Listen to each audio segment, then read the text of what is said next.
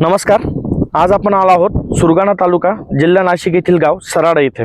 तर सराडा गावामध्ये भास्कर हडस म्हणून एक शेतकरी आहेत जे स्ट्रॉबेरीचं आणि घेवड्याचं उत्पादन घेत असतात. तर भास्कर हडस हे मागच्या बऱ्याच वर्षांपासून शेती करत आहेत आणि इथून मागे त्यांनी आपले सागा सोल्युशनचे प्रॉडक्ट वापरले नव्हते, पण ह्या वेळेसपासून त्यांनी त्यांच्या स्ट्रॉबेरी आणि घेवडा या दोन्ही पिकांसाठी आपले सागा सोल्युशनचे सांगितलेले प्रॉडक्ट वापरले आहेत.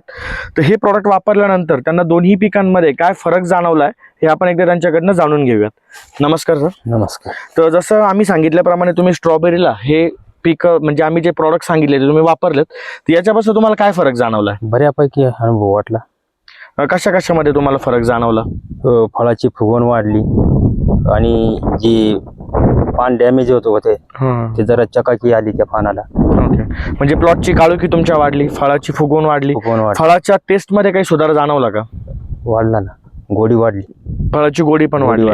अजून कुठल्या पिकावर तुम्ही औषध वापरलं? घेवड्यावर वापरलं. घेवड्यामध्ये काय फरक जाणवला? घेवड्याला बऱ्यापैकी म्हणजे काळोखी आली घेवड्याला आणि जे तोडा झाला ते शेंगेला जरा कलर आला, शेंगेला कलर आला, हिरवागार कलर आला.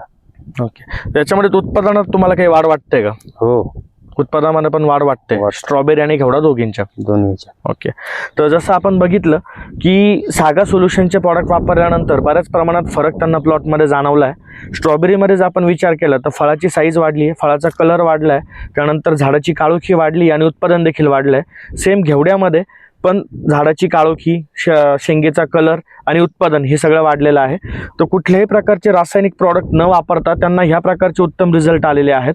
तर अपेक्षा करू की आपण इथून पुढे पण सागा सोल्युशनचेच प्रॉडक्ट वापरणार. धन्यवाद. नमस्कार.